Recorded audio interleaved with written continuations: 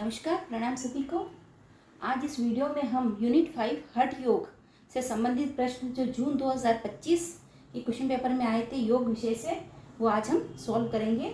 सबसे ज़्यादा प्रश्न इस बार हठ योग में से हठ प्रतिपिका और गैरण संहिता से टोटल 26 प्रश्न, एक दो प्रश्न सिद्ध सिद्धांत पद्धति से भी थे, एक क्वेश्चन हठ रत्नावली से थे, लेकिन सबसे ज़्यादा क्वेश्चन गैरण संहिता और हठ प्रतिपिका से मिलाकर आए थे। तो ये दो प्रमुख ग्रंथ है जो अपने नेट में बहुत इंपॉर्टेंट मायने रखते हैं। तो इसमें से प्रथम प्रश्न इस प्रकार है, कौन सा आसन हठ प्रतिपिका में वर्णित नहीं है। आसन के बारे में पूछा है कि कौन सा आसन हठ प्रतिपिका में वर्णित नहीं है। आसन हठ प्रतिपिका में टोटल 15 आसन है, उनमें से कौन सा आसन यहाँ पर पूछा है जो उसमें वर्णित नहीं है। ऑप्शन इस प्रकार से दिए गए, प्रथम सिद्धासन, द्वितीय बकासन, तीसरा मत्स्यासन, चौथा वीरभद्रासन और पांचवा है धनुरासन। तो आंसर हो जाएगा इसका बी सी डी। बकासन इसमें नहीं है, मत्स्यासन भी नहीं है, वीरभद्रासन भी नहीं है। सिद्धासन और धनुरासन इसमें 15 आसनों में से अंतर्गत आता है। तो राइट आंसर इस प्रकार से हो जाएगा। वेरी वेरी इंपॉर्टेंट क्वेश्चन आसनों के बारे में। प्रश्न दूसरा, यह भी हठ प्रतिपिका से संबंधित प्रश्न पूछा गया है। प्रश्न दूसरा, हठ प्रतिपिका के अनुसार किससे योग सिद्ध नहीं होता है। किस तत्वों से योग सिद्ध नहीं होता। साधक और बाधक तत्वों का वर्णन हठ प्रतिपिका में प्रथम उपदेश के 15 और 16 श्लोक में किया गया है। ऑप्शन इस प्रकार से दिए गए हैं, पहला साहस, द्वितीय अत्याहार, तीसरा प्रयास और चौथा चंचलता। तो राइट आंसर हो जाएगा साहस।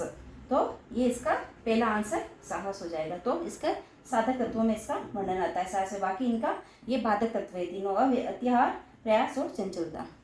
प्रश्न तीसरा, हठ योग के अनुसार किस मुद्रा के अभ्यास में ईड़ा और पिंगला मरण अवस्था में पहुंच जाती है। ये प्रश्न हठ प्रतिपिका से संबंधित है। तो ऑप्शन इस प्रकार से दिया गया है, प्रथम खेचरी, द्वितीय विपरीत करनी, तृतीय महावेद मुद्रा, चौथा महामुद्रा। तो इसका राइट आंसर हो जाएगा महामुद्रा।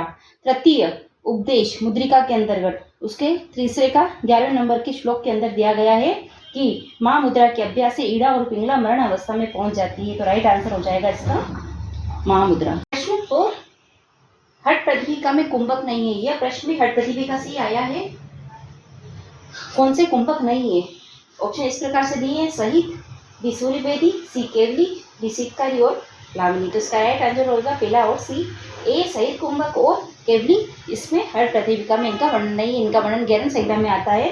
तो द्वितीय उपदेश के अंदर प्राणायाम के बारे में और षट क्रियाओं के बारे में बात की गई। तो इसका राइट आंसर हो जाएगा पहला सहित कुंभक और केवली कुंभक इसमें नहीं आते, जबकि सूर्यवेदी, शीतकारी और प्रावनी ये हठ प्रतिपिका में इनका वर्णन आता है। तो राइट आंसर ए एंड सी।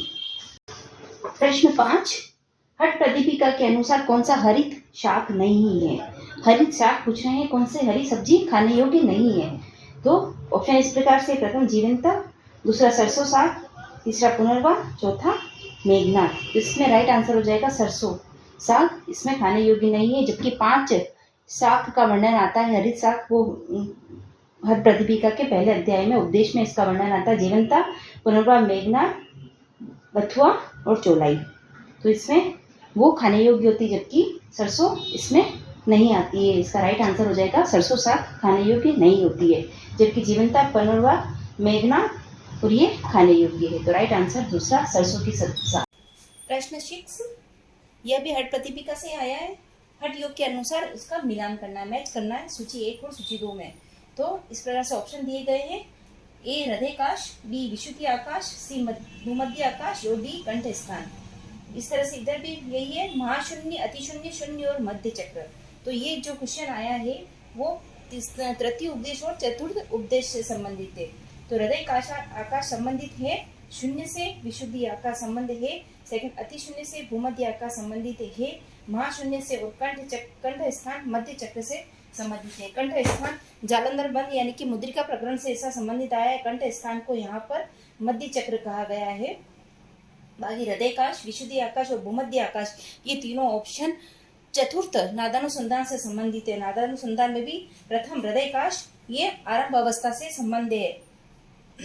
तो इसमें श्लोक दिया गया है, ब्रह्म ग्रंथे वेद वेदानंद शून्य संभात हो। ब्रह्म ग्रंथे की ब्रह्म ग्रंथि के भेदन से शून्य की स्थिति उत्पन्न होती है। तो ए का ये थर्ड हो जाएगा, शून्य लिखा हुआ है। बी है विशुद्धि चक्र। विशुद्धि चक्र का स्थान घटावस्था में आया है। इसमें ये लिखा हुआ है कि विशुद्ध ग्रंथे स्थित हो भेवाद परमानंद सूचक अति शून्य विमर्द बेरी शब्द स्तदा। तो ये विशुद्धि चक्र इसमें पति शून्य से संबंधित है, तो ये घटावस्था से संबंधित है। और भूमध्य आकाश तृतीय परिचय अवस्था से संबंधित है, उसमें महाशून्य की ध्वनि सुनाई देती है। तो इसका राइट आंसर हो जाएगा ए का थर्ड, बी का सेकंड, सी का फर्स्ट और डी का फोर्थ। प्रश्न 7, यह भी हठ प्रतिपिका से आया है। गोमुखासन के बारे में पूछा गया है।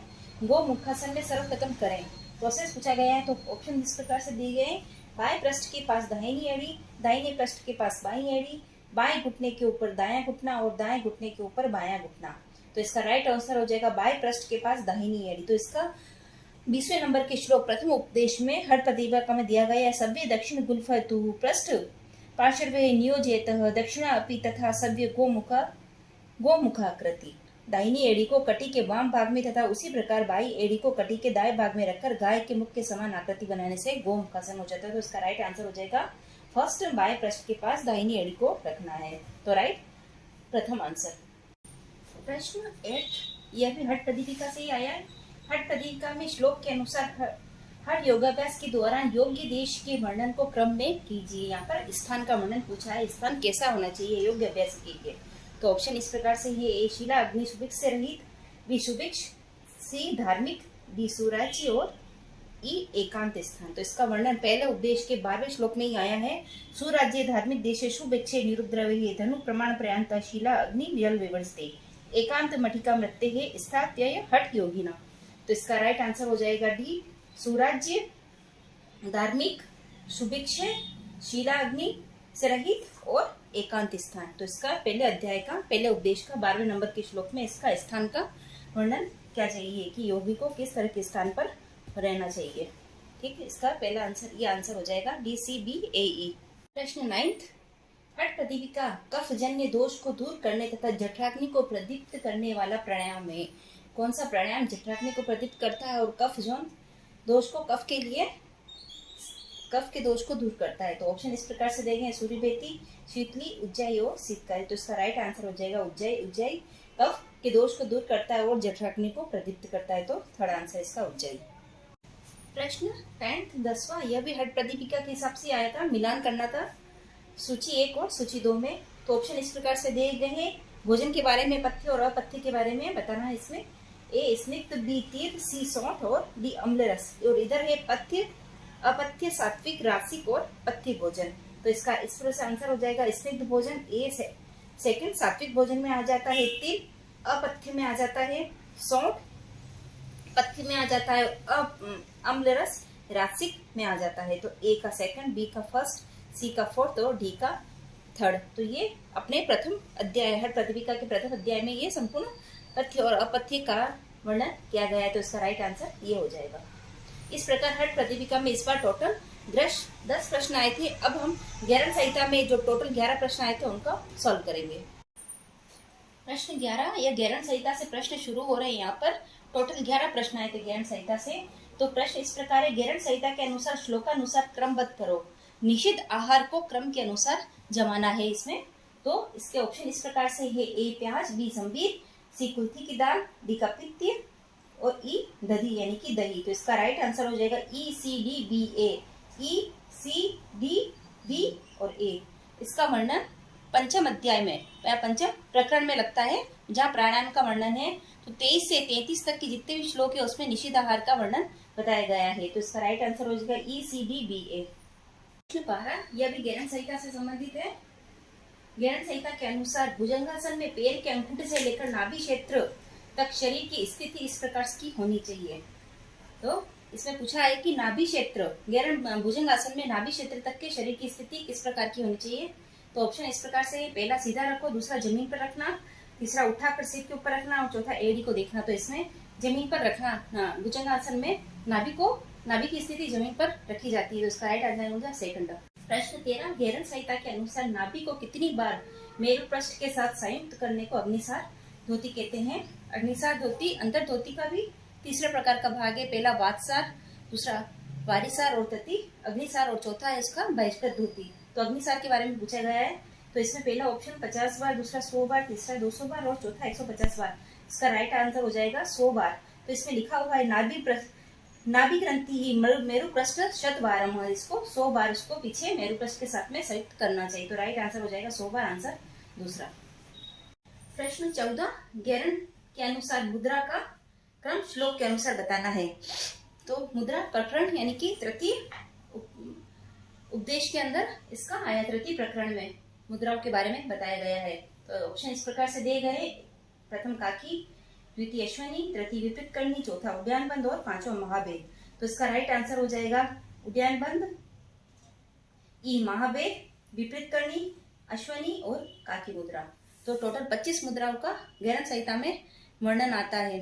तो ये इसका राइट आंसर हो जाएगा DECB। प्रश्न 15, यह भी गेरन संहिता से प्रश्न है। कौन सी धोती क्रिया पित्त एवं कफ का नियमन करती है? कौन सी क्रिया धोती क्रिया पित्त और कफ को कंट्रोल करती है? तो ऑप्शन इस प्रकार से, प्रथम वारिसा, दूसरा वयनिसा, तीसरा हृदय धोती और चौथा है मूल शोधन।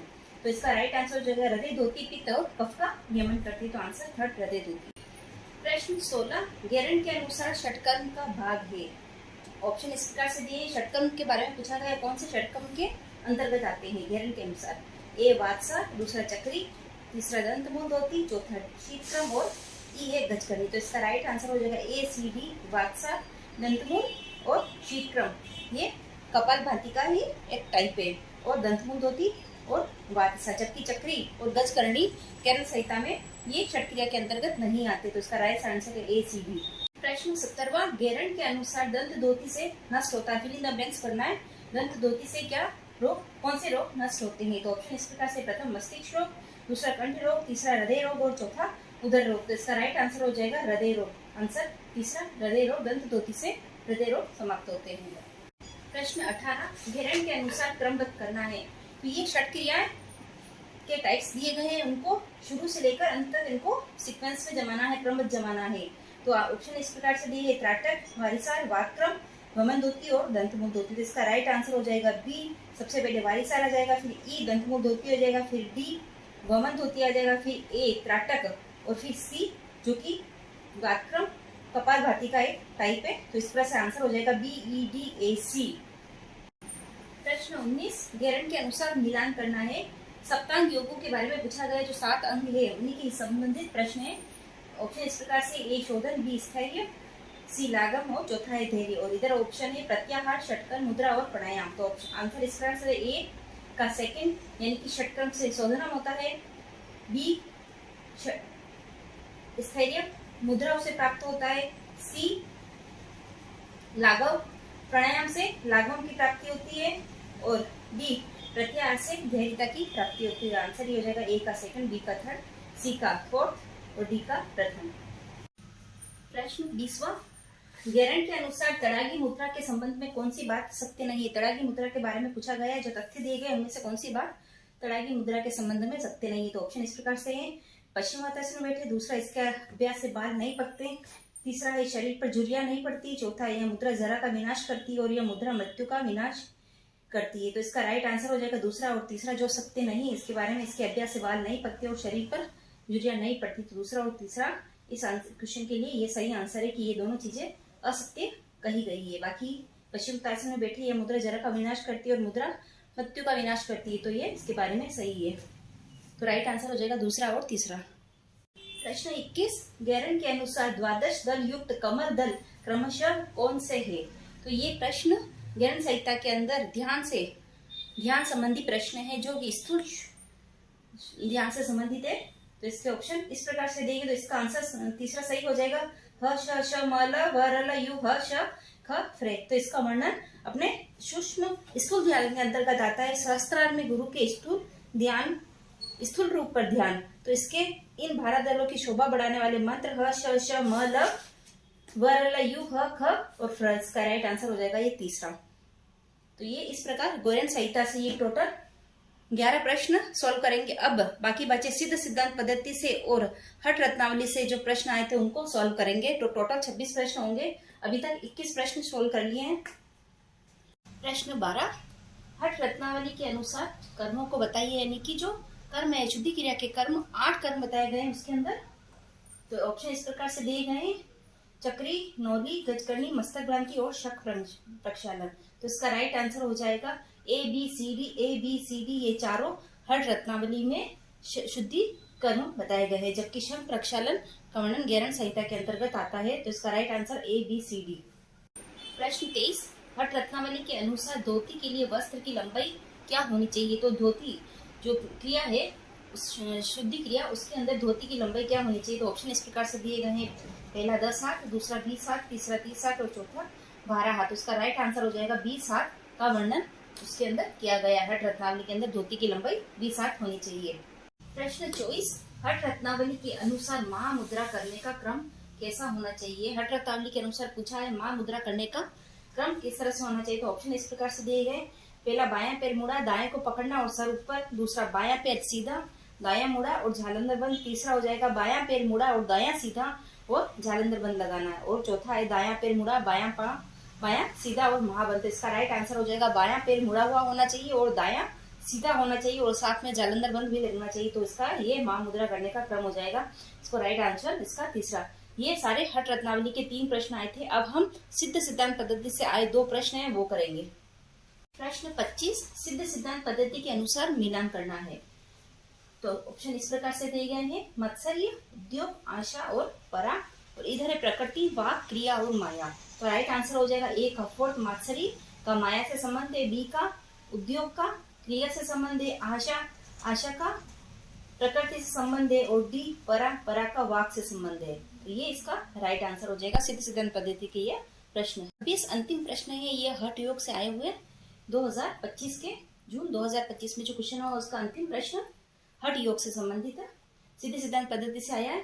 सिद्ध सिद्धांत पद्धति के अनुसार मिलान करना है। A सदाचार, त्वचा, मूत्र, ललाट, इधर है शीशेर, सार, समुद्र, ब्राह्मण और क्रौंचदीप। तो इसका राइट आंसर हो जाएगा A का थर्ड, सदाचार का ब्राह्मण से संबंधित है, B त्वचा क्रौंचदीप से संबंधित है, C सेकंड मूत्र सार समुद्र से संबंधित है, ललाट शीत शैल से संबंधित है। इस प्रकार ये हठ योग जो अपनी 5वीं यूनिट है उससे संबंधित सारे प्रश्न यहाँ पर हो चुके हैं सोल्व। अब नेक्स्ट यूनिट यानी कि जो एनाटॉमी से संबंधित यूनिट है उसके क्वेश्चन नेक्स्ट वीडियो में लेके आएंगे। धन्यवाद।